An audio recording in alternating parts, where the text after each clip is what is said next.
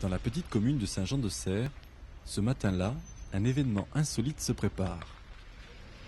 Ces amateurs d'extravagance et d'aventure sont venus de toute la France pour courir la course la plus folle du monde.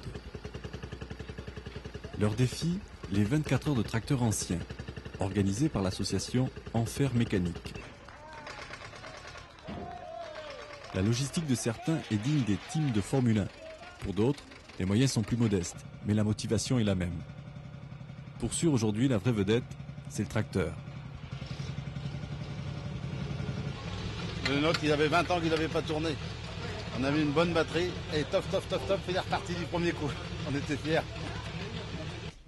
C'est en fait l'occasion de faire ressurgir du passé les Massey Ferguson, Massey Harris, International, Micromax, Dutz, McCormick, Porsche, et de rendre hommage à la révolution du monde agricole qu'ils ont provoquée.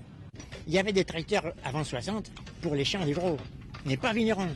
Mais la vraie révolution, c'était d'accord, bon, les champs, d'accord, mais les vignerons qui ont permis d'exploiter les petites propriétés où il y avait un cheval.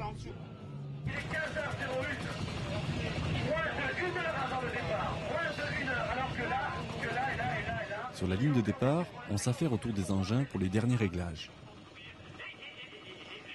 Dans l'esprit des organisateurs, la parodie oblige un départ à 16 heures pétantes.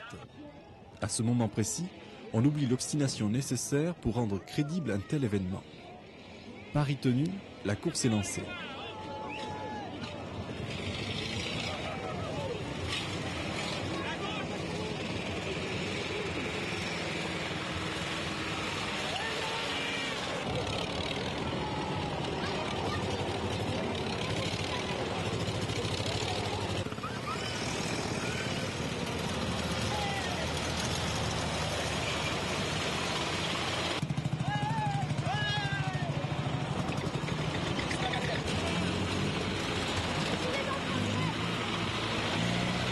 Les 24 heures du Mans, ça se passait comme ça quand c'était encore populaire, quoi, que c'était des voitures faites avec des voitures de série qui étaient bricolées.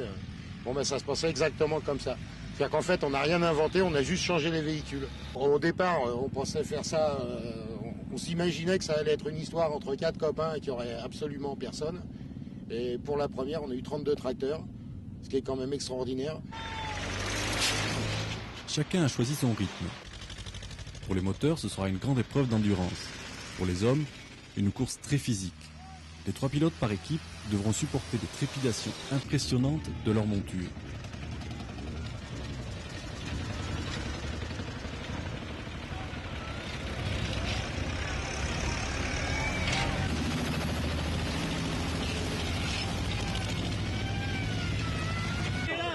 Regarde la caméra, fais voir. Fais-toi voir la caméra. Voilà le pilote, voilà le pilote. C'est pas le cuir, le plus grand garagiste. Voilà. Cassé au bout de 3 tours. Elle sera rigée là.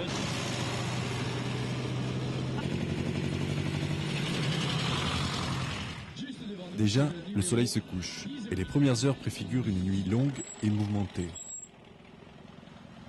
La fatigue aidant, la fréquence des relais s'accélère et sur la piste, les galères continuent.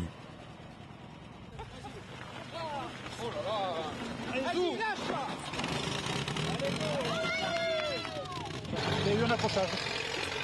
Un accrochage de 2 tracteurs. Ça fait depuis combien de temps? On a pas depuis 2 heures. Ça fait depuis...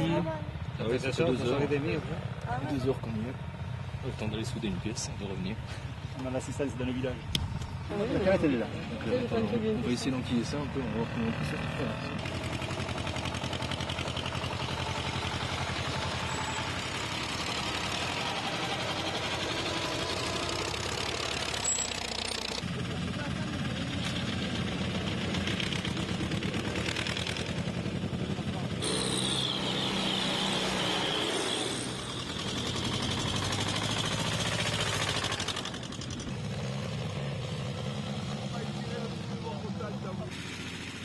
Au petit matin, les tracteurs et leurs pilotes sont toujours là, imperturbables dans leur course chaotique.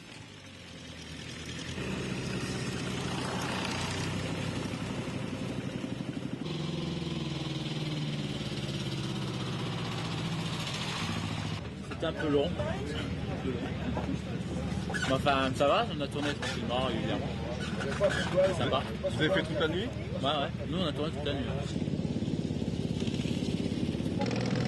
Un pompe électrique qui ne marchait pas et on a laissé tomber le petit piston derrière et il a fallu démonter le carter. On est venu avec plaisir, mais malheureusement on arrive juste maintenant, alors je ne sais pas si ceux qui sont les premiers, les derniers, on ne sait pas où ils en sont. Eux non plus. Ils n'en savent pas, ils ne savent pas combien ils sont. Il est désormais 16 heures et les 24 heures de course sont écoulées. Pas de vainqueur et pas de vaincu. À n'en pas douter, ces fous de vieille mécanique ont su retrouver à Saint-Jean-de-Serres l'esprit des 24 heures d'antan. Beaucoup d'entre eux se demandent aujourd'hui si ce nouveau circuit Sevenol atteindra un jour la renommée de son aîné de la Sarthe.